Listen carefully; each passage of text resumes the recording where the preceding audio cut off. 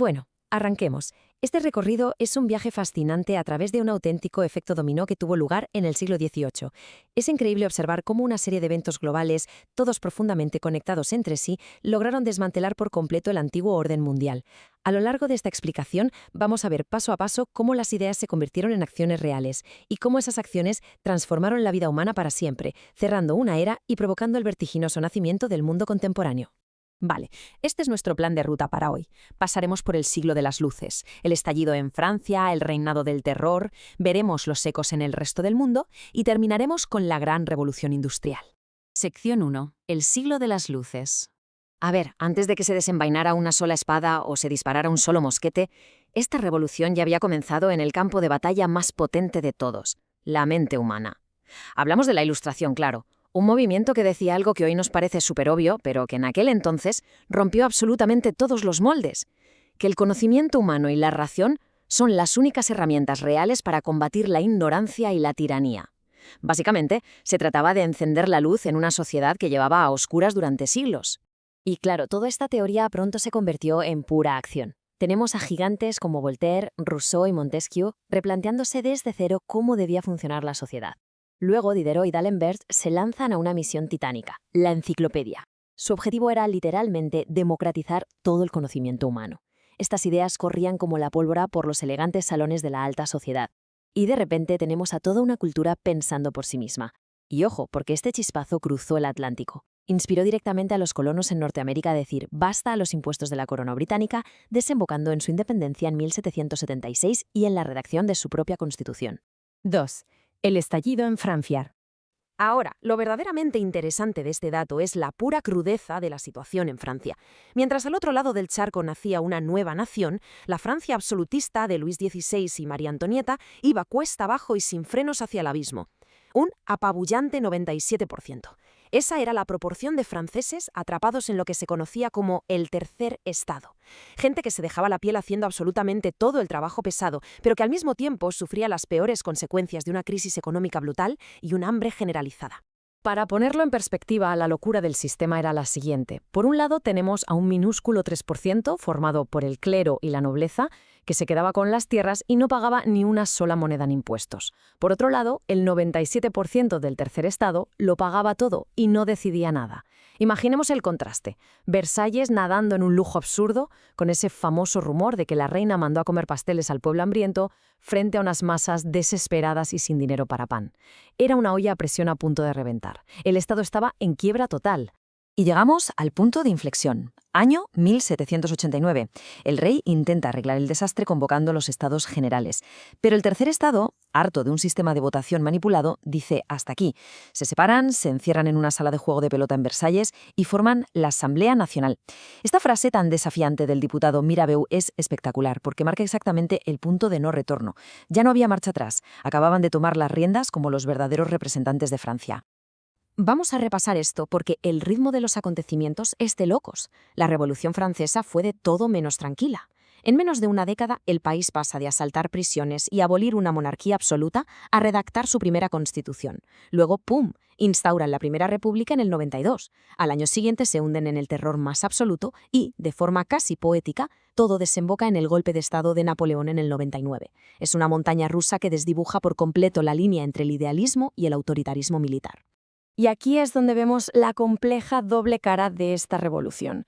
Por un lado, tenemos una violencia pura y visceral. El 14 de julio, una multitud asalta la fortaleza de la Bastilla, matan al gobernador y clavan su cabeza en una pica. Algo brutal. Pero, casi en paralelo, logran victorias filosóficas que nos dejan sin palabras. Acaban con el feudalismo de un plumazo y aprueban la histórica Declaración de los Derechos del Hombre. Es decir, de todo ese caos sanguinario nace el lema que lo cambiaría todo: libertad, igualdad, fraternidad. Sección 3. El reinado del terror. Las tensiones políticas se disparan y la revolución se vuelve mucho más radical. El drama humano aquí es de película. La mismísima familia real intenta fugarse a Austria en mitad de la noche, disfrazados de criados para buscar un ejército extranjero. Pero son descubiertos antes de cruzar la frontera. Tras un juicio por traición, el desenlace es la condena a muerte. Y para ejecutarla usan un invento nuevo, prometedor y supuestamente sofisticado: la guillotina. Decapitar al rey mandó un mensaje innegable a toda Europa. Bajo la nueva república, absolutamente nadie está por encima de la ley. Y esta estadística deja a cualquiera helado. Entre 10.000 y 40.000 personas. Esa es la escalofriante estimación de ejecuciones durante el reinado del terror. Bajo el mando del recién creado Comité de Salvación Pública, cualquier mínima sospecha de ir en contra de la revolución era un billete de ida a la guillotina. Pero es que la revolución quiso meterse hasta en el último rincón de la vida diaria. Bajo dictadores como Robespierre y Danton, y sobre todo tras el asesinato en su propia bañera del periodista Jean-Paul Marat, que se convirtió instantáneamente en un mártir, la locura se desató. Iniciaron un proceso intensísimo de descristianización. Llegaron a inventar un calendario nuevo, donde 1792 pasó a ser el año 1. Cambiaron los nombres de los meses por floreal o brumario e impusieron semanas de 10 días con un único objetivo: borrar los domingos del mapa. Esto ilustra a la perfección cómo el fanatismo extremo acaba devorándose a sí mismo. Robespierre sostenía que el terror era indispensable para conseguir la virtud republicana. Pero cuando su colega Danton sugiere que igual ya toca frenar las ejecuciones, lo mandan directamente a la guillotina. Esto acelera el gran terror, hasta que al final la paranoia es tan grande que los propios rivales de Robespierre entran en pánico, se vuelven contra él y, sorpresa, el propio Robespierre acaba decapitado. Es el cierre de un ciclo muy destructivo que da paso a un gobierno un poco más moderado, el Directorio, en 1795. Sección 4. Ecos en el mundo. Hagamos un poco de zoom out para salir de las calles ensangrentadas de París, porque el resto del planeta no estaba precisamente en pausa. Mientras China, bajo el Imperio Qing, seguía en su línea aislacionista y el Imperio Otomano aplicaba reformas internas, las potencias europeas se lanzaban a explorar lugares como Oceanía con James Cook. Pero lo más loco ocurría en la India, donde el Imperio mogol se fragmentaba. Allí los británicos no entraron solo con ejércitos, sino a través de un agresivo colonialismo corporativo, dando a la Compañía Británica de las Indias Orientales un poder descomunal sobre millones de personas. Al mismo tiempo, cruzando el océano, las colonias españolas en América también empezaban a arder. La corona impulsó las reformas borbónicas, centralizando el poder y exprimiendo a impuestos a los territorios de ultramar, además de crear el virreinato del Río de la Plata.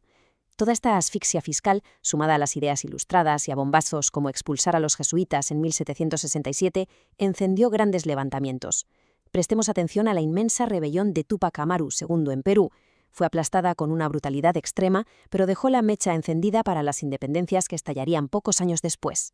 Entonces, con toda esta sangre derramada, tantas constituciones nuevas y tantos imperios fracturados, nos topamos con una gran incógnita. Hubo otro efecto dominó, quizá menos ruidoso en su inicio, pero capaz de alterar nuestra existencia mucho más profundamente que cualquier debate político. Sección 5. La revolución industrial. Y es que estamos ante la transición económica y social más bestia de la era contemporánea, el paso absoluto del viejo mundo al nuevo mundo. Llevábamos siglos anclados en una economía agraria, viviendo en el campo y dependiendo de nuestras propias manos. De repente, todo cambia. Irrumpen las máquinas. Los artesanos de toda la vida pierden sus oficios al no poder competir con gigantescas fábricas, y grandes masas de personas se ven forzadas a abandonar el entorno rural para migrar a las ciudades buscando sobrevivir. El paisaje humano cambia para siempre. Así que el punto central para entender todo esto es la máquina de vapor.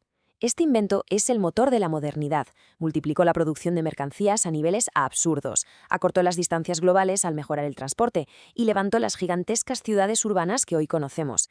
También trajo avances impensables en medicina y agricultura, pero como todo, tuvo su lado oscuro. Originó la deforestación a gran escala, los primeros cielos negros por la contaminación y una profunda desigualdad económica. Lo fascinante es darnos cuenta de que casi todas las ventajas y casi todas las grandes crisis de nuestro presente nacieron exactamente aquí. Y mientras las máquinas empezaban a dictar el futuro económico, la política nos regaló una de las paradojas más irónicas de la historia. Después de abolir el absolutismo, de rodar cabezas reales y de derramar ríos de sangre en nombre de la libertad y la república, el año 1804 nos deja un jovencísimo y exitoso general, Napoleón Bonaparte, coronándose a sí mismo como emperador. La república cediendo el paso, de manera increíble, a un nuevo tipo de monarquía imperial. Y con esta imagen cerramos el círculo, dejándonos una reflexión importantísima, al ver cómo la pura razón logró derribar dogmas intocables, cómo las rebeliones fracturaron imperios globales y cómo las máquinas vinieron a sustituir nuestras manos en tan solo un siglo, resulta inevitable preguntarse algo. Al observar nuestra sociedad actual, moldeada por la tecnología industrial y los derechos ciudadanos universales, ¿hemos dejado realmente atrás la era de las revoluciones o es que nuestro mundo moderno sigue siendo el interminable efecto dominó de aquel siglo XVIII? Sin duda algo fascinante sobre lo que pensar.